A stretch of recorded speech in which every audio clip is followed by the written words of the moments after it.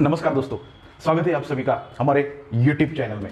दोस्तों, आज के वीडियो में हम बात करने वाले हैं ये जो ग्लोबली रेस चालू है, ये जो वर्ल्ड के सबसे टॉप रिचेस्ट पर्सन है इनके बीच में, जैसे कि एलन मस्क, गौतम अडानी, अंबानी और मार्क जुकरबर्ग के बीच में, इनमें हर रोज कोई ना कोई आगे बढ़ रहा है, कोई पीछे बढ़ रहा है। इन सभी में हमारे गौतम अडानी जी किस तरह से सबसे आगे निकल पा रहे हैं, इतने तेजी से वो किस तरह से बढ़ रहे हैं। साथ में दोस्तों हम ये भी देखने वाले हैं कि गौतम अडानी जी इस रेस में इतने कम समय में इतने ज्यादा आगे कैसे निकल रहे हैं। हम इसके ऊपर भी बात करेंगे कि इस रेस का हमें किस तरह से फायदा हो सकता है, या मुझे गौतम अडानी जी के अडानी ग्रुप के कोई स्टॉक खरीदने चाहिए, या फिर जिनके पास अभी स्टॉक जिन्होंने होल्ड करके रखे हैं या इन्हें बेच देना चाहिए। क्या अडानी जी के ग्रुप का जो अभी स्टॉक जो रेट पे चालू है, क्या वो पीक पे है, हमें इसे सेल कर देना चाहिए। ये सभी सवालों के जवाब आपको इस वीडियो में मिलने वाले हैं। इस वीडियो को आखिर तक देखिएगा और समझिएगा कि अडानी ग्रुप क्या कर रहा है।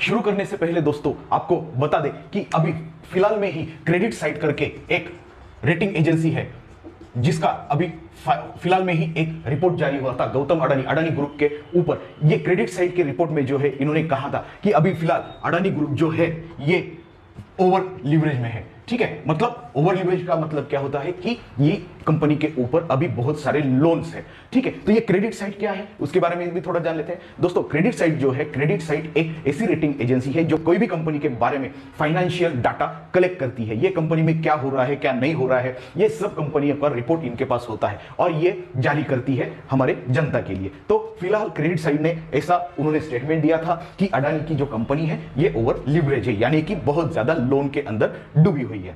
तो आइए देखते हैं कि अगर उनके ऊपर इतना लोन है तो फिर भी ये दुनिया के सेकंड रिचेस्ट पर्सन कैसे बन पा रहे हैं। अगर ये दुनिया के सेकंड रिचेस्ट पर्सन है तो ये लोन भी चुका देंगे, आपको लगता होगा ऐसा। ठीक है, तो आइए देखते हैं वो कर क्या रहे हैं। दोस्तों, अडानी जी के इस पूरे गेम को समझने के लिए सबसे पहले हमें यह समझना होगा कि कोई भी कंपनी स्टॉक मार्केट में लिस्टेड कैसे होती है, या फिर कोई भी कंपनी का स्टॉक मार्केट में शेयर्स कैसे पहुंचता है। हर एक कंपनी का शेयर स्टॉक मार्केट में तो होता नहीं है, बहुत सारी कंपनियां ऐसी भी है मार्केट में जो स्टॉक मार्केट में लिस्टेड ही नहीं है। लेकिन स्टॉक मार्केट में लिस्टेड होने के लिए किस तरह से कंपनियां पहुंचती हैं, ठीक है, इसके बारे में थोड़ा पहले हम जानेंगे, फिर आगे हम डिस्कस करेंगे। अभी मान लेते हैं दोस्तों, आपकी कोई एक छोटी सी चॉकलेट की बिजनेस है, आप जो है एक चॉकलेट बना रहे हो। ठीक है, ये चॉकलेट आप बना रहे हो घर में ही। ठीक है, एक छोटा सा आपका चॉकलेट का बिजनेस है, आप होममेड चॉकलेट्स बनाते हो। ठीक है, एकदम छोटा सा बिजनेस है जो आपने बहुत ही छोटी लेवल पे चालू किया है। होता क्या है, आप ये चॉकलेट अपने रिश्तेदारों में बांटते हो, दोस्तों में बांटते हो, आजू बाजू के जो आपके नेबर्स है उनमें बांटते हो, उनको टेस्ट बहुत पसंद आता है, उसकी आपकी थोड़ी डिमांड बढ़ती है। आप क्या सोच रहे हो यहाँ पे कि यार मेरी चॉकलेट की डिमांड बढ़ रही है, मैं एक काम करूंगा, इसको थोड़ा और एक स्टेप आगे लेके जाऊंगा। आप क्या करते हो, यहां से ये आपकी जो चॉकलेट की बिजनेस है इसको आप क्या करते हो, आजू बाजू की जो दुकान है आपके एरिया के आसपास की, उनके पास लेके जाते हो। जो यहाँ पे दूसरी दुकानें हैं इनमें आप थोड़ा थोड़ा माल दे देते हो। ठीक है, यहां पे आपका काम हो रहा है, यहां पे ज्यादा आपको पैसों की जरूरत नहीं पड़ रही है। ठीक है, ये दुकानदार ने थोड़ा पहला माल लिया, थोड़ा लिया, यहां पे थोड़ा लिया। ठीक है, आपने यहां पे उनको टेस्टिंग करने के लिए दिया। रिपोर्ट ऐसा आया कि इन दुकानों में भी जो है आपकी चॉकलेट की डिमांड काफी बढ़ने लगी। ठीक है, अभी एक छोटे लेवल पे गेम चालू है। अभी आगे देखते हैं। अभी होता क्या है, मान लीजिए आप इस एरिया में रहते हो, ये पूरा आपका एरिया है। ठीक है, आपने पहले कुछ दुकानों में ऐसी चॉकलेट बेच दी आपके एरिया में, बट आपकी चॉकलेट की डिमांड जो है बढ़ने लगी हर एक दुकान में। ठीक है, हर एक दुकान में आपकी चॉकलेट की डिमांड बढ़ने लगी है। तो अभी आप क्या सोचेंगे, यार मुझे अभी कोई एम्प्लॉय रखने पड़ेंगे, मुझे पैकेजिंग के ऊपर काम करना पड़ेगा, मुझे थोड़ा डिस्ट्रीब्यूशन भी देखना पड़ेगा। तो आप क्या करेंगे, आपको थोड़ा अभी यहाँ पे पैसों की जरूरत पड़ेगी। ठीक है, तो यहाँ पे आप क्या करेंगे, अगर आपके पास सेविंग्स है उसका इस्तेमाल करेंगे, अगर बैंक से आपको अगर कोई आपका पर्सनल लोन मिलता है, गोल्ड लोन मिलता है, उसका यूज करके आप क्या करेंगे, अपने उस बिजनेस में थोड़ा सा इन्वेस्ट करके या फिर रिश्तेदारों से या दोस्तों से लेके उस बिजनेस में जो है इन्वेस्ट करोगे और ये एरिया छोड़ के आप और एक एरिया पकड़ लोगे। ठीक है, ऐसा ही होता है दोस्तों। यहां पे दूसरी दुकानों में जी ये जो एरिया है, ये एरिया की दूसरी दुकानों में भी आप क्या करते हो, अपनी चॉकलेट जो है डिस्ट्रीब्यूट करने लगते हो।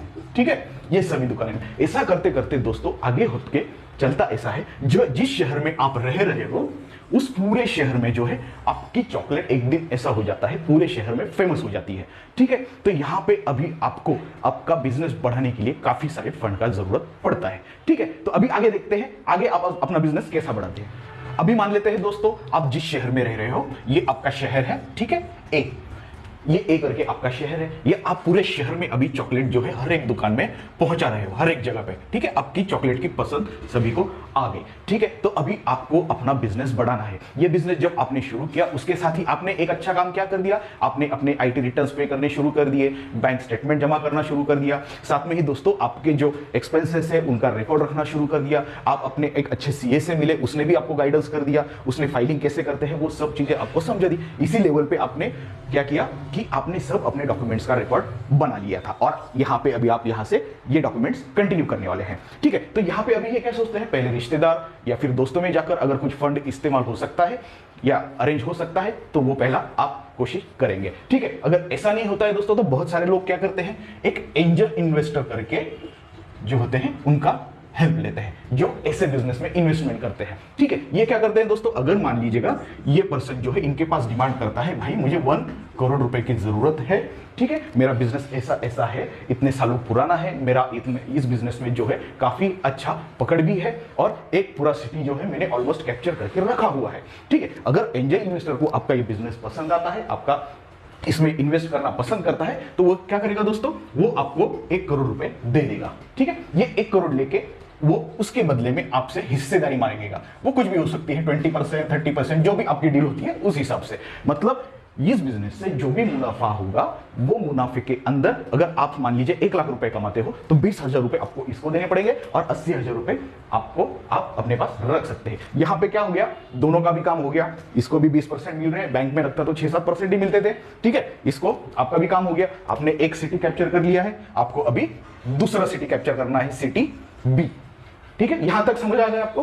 ठीक है, अभी सिटी बी में आपने अपना प्रमोशन शुरू कर दिया। ठीक है, यहां पे जो है आपकी चॉकलेट की डिमांड बढ़ती ही जा रही है। आपने उसमें अलग अलग वैरायटी तैयार कर दी, कॉफी की चॉकलेट, ये चॉकलेट, वो चॉकलेट, अलग अलग तरह की चॉकलेट्स आपने बनाना शुरू कर दिया। ठीक है, अभी इसको जो है आपने इस तरह से सिटी ए बी सी, ठीक है, हर एक सिटी में आपने अपनी चॉकलेट देना शुरू कर दिया। अब होता क्या है दोस्तों, यहां पे जो है ये 1 करोड़ रुपए जो है ये भी कम पड़ने लगते हैं क्योंकि आपका काम अभी बहुत ज्यादा बढ़ गया है। आपको और फैलाना है, अभी आपको स्टेट में काम अपने फैलाना है या फिर पूरे इंडिया लेवल पे काम फैलाना है। तो अभी आप यहां पे क्या करेंगे, आइए देखते हैं।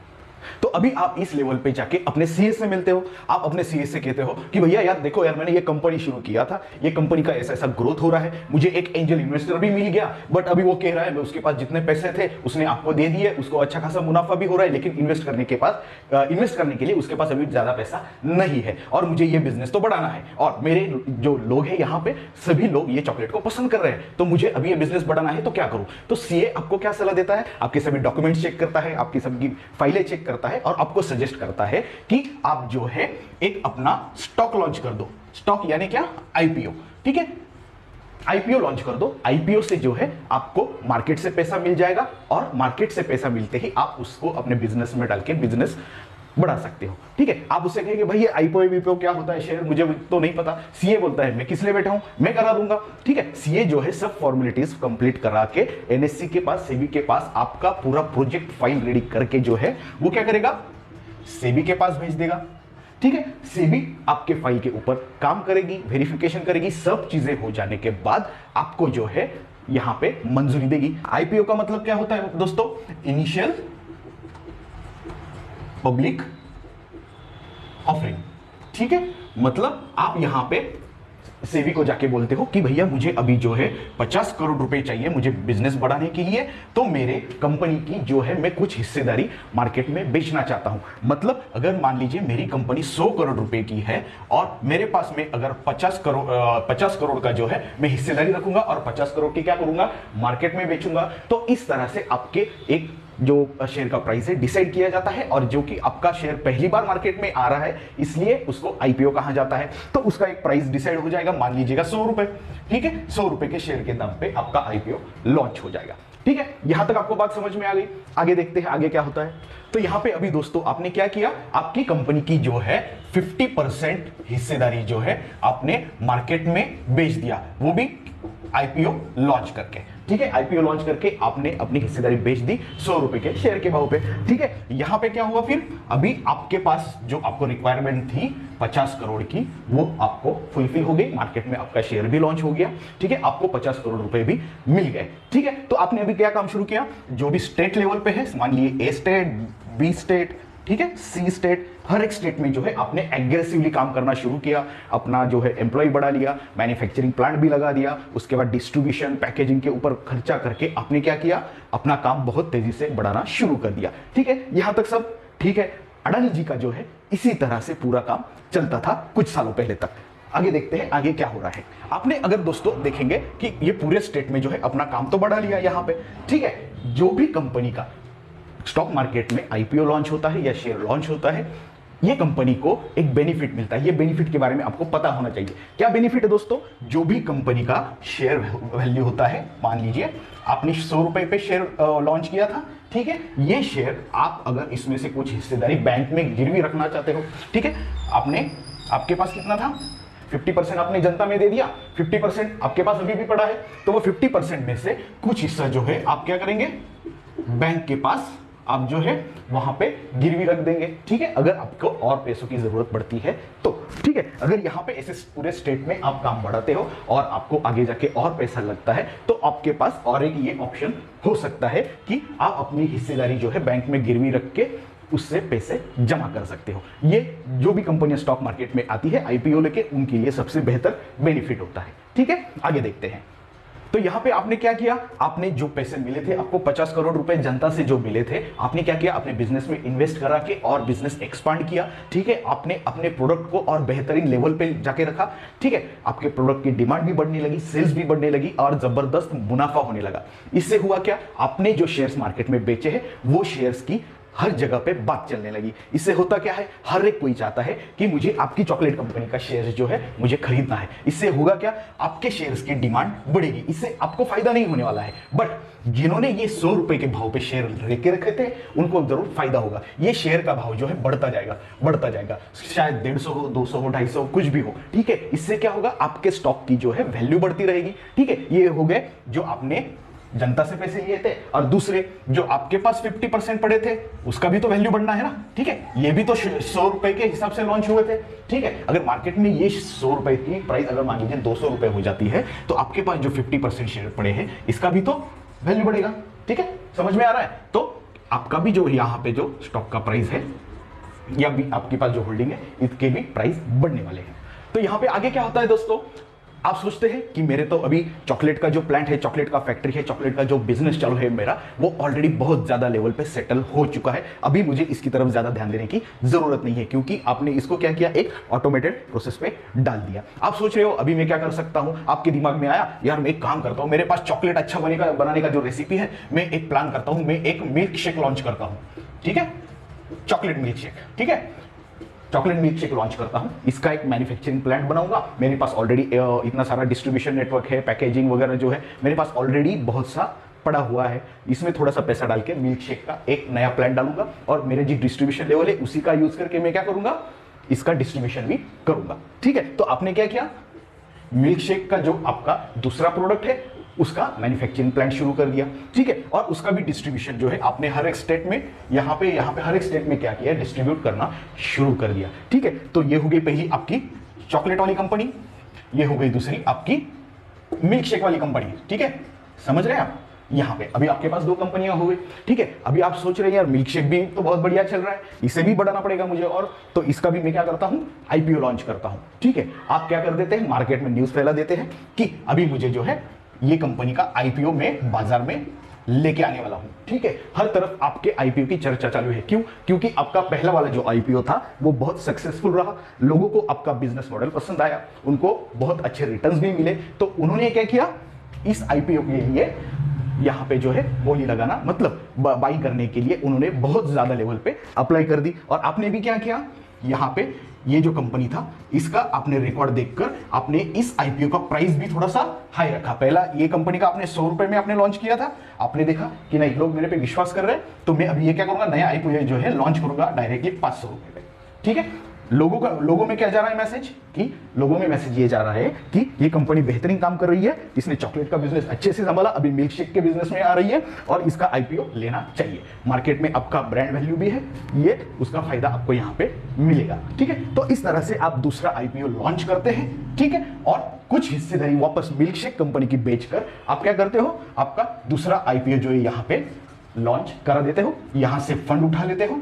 ठीक है, और अपने दूसरी जरूरत के लिए या फिर दूसरे प्रोजेक्ट के लिए यहां पे इसे इस्तेमाल करते हो। ठीक है, तो आप अभी कहेंगे इसका भाई ये अडानी ग्रुप से ये इनसे क्या सवाल। ठीक है, अभी जो मैं आपको बताना चाह रहा हूं ये यहां से आगे शुरू होता है, आइए उसे भी जानते हैं।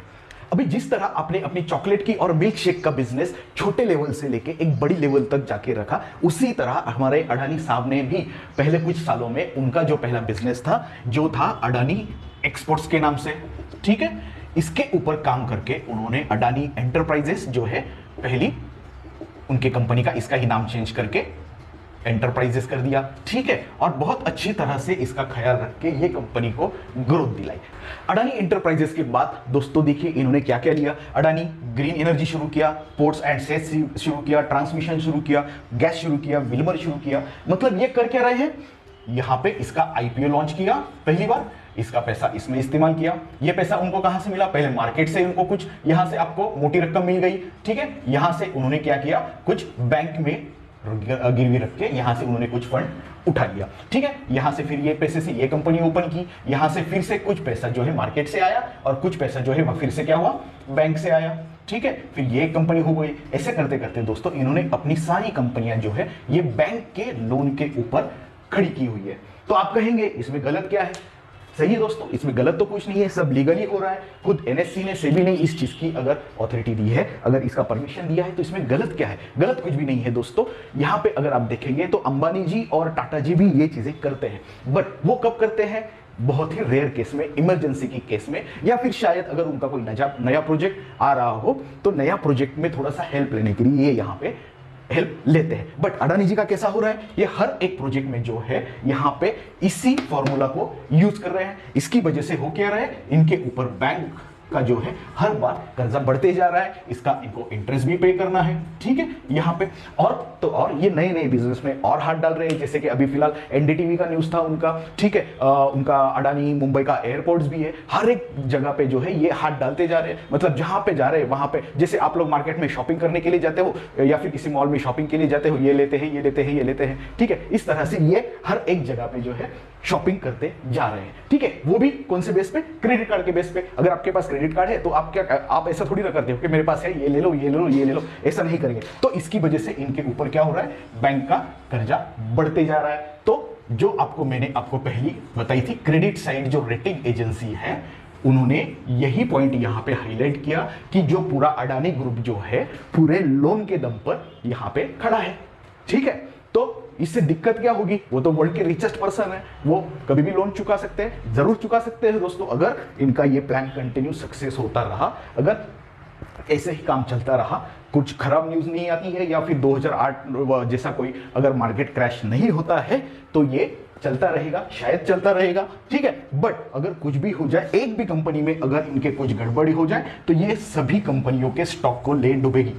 ठीक है, क्योंकि ये सभी बैंक में गिरवी भी रखे हुए हैं, मार्केट में जो है उन्होंने मार्केट से भी पैसा उठाया है, और साथ में होगा क्या, एक पैनिक सेलिंग आपको यहाँ पे दिखाई दे सकती है। ठीक है, तो अभी हमें आगे क्या करना चाहिए उसके बारे में डिस्कस करते हैं। तो इस तरह से आपने यहां पे देखा कि अडानी ग्रुप ने जो है अपना मार्केट शेयर जो है वो तो बढ़ा लिया। ठीक है, मार्केट शेयर जो है कैप्चर बहुत सारा कर लिया, बट उसके ऊपर क्या है, डेब्ट है, बहुत ज्यादा क्या है, लोन है उनके ऊपर। ओवरऑल आपको ये बात मैं समझता हूं, समझ आ गई होगी। तो अभी as a investor, as a छोटा रिटेलर, मैं तो छोटा रिटेलर हूं, छोटा इन्वेस्टर हूं, मुझे क्या करना चाहिए, अगर मैं अभी अडानी के स्टॉक्स लेना चाहता हूं तो क्या मुझे लेने चाहिए। तो अभी फिलहाल दोस्तों देखिए अडानी ग्रुप में जो है क्या हो रहा है। ठीक है, अगर आप पी रेशियो देखेंगे, एससी रेशियो देखेंगे, मतलब सेक्टर का रेशियो, पी रेशियो जो होता है, अगर उसे आप देखेंगे, अडानी के सभी स्टॉक के पी रेशियो जो है काफी हाई लेवल पे चल रहे हैं। तो यहां पे जो है अभी इनके हर एक, जो मैंने आपको अभी 6-7 कंपनियां बताई थी, उनके प्राइसेस जो है बहुत हाई लेवल पे है। तो अभी ये एंट्री पॉइंट तो एज अ इन्वेस्टर मैं सोचूंगा कि मेरे लिए ये बन नहीं रहा है। ठीक है, तो नया एंट्री तो बन नहीं रहा है। अभी दूसरा जो है, मेरे पास अगर मान लीजिए ऑलरेडी अडानी के कुछ शेयर्स पड़े हुए हैं, ठीक है। उनका मुझे क्या करना चाहिए, बेच देना चाहिए या रखूं? ये कंपनी हो सकता है आगे जाके बहुत बड़ा काम कर दे, हो सकता है नीचे भी जाए, तो करना क्या चाहिए मुझे? तो यहां पे दोस्तों दोनों भी पॉसिबिलिटीज बनती है। अगर इनके ऊपर एक कोई भी बड़ा ये आ जाता है तो ये सभी कंपनियों के ऊपर इंपैक्ट कर सकता है। तो मान लीजिएगा अगर इस जगह पे मैं सोचता हूं, अगर मेरे पास कुछ क्वांटिटी है, मान लीजिएगा 100 क्वांटिटी है, यहां पे मैं कुछ ना कुछ एटलीस्ट यहां पे 70-80% क्वांटिटी का प्रॉफिट बुक कर लूं और बची हुई 25-30% क्वांटिटी जो है वो होल्ड कर लो, ठीक है। यहां पे ये क्वांटिटी का आप फंड जो है किसी दूसरे शेयर में आप इन्वेस्ट कर सकते हैं, ठीक है।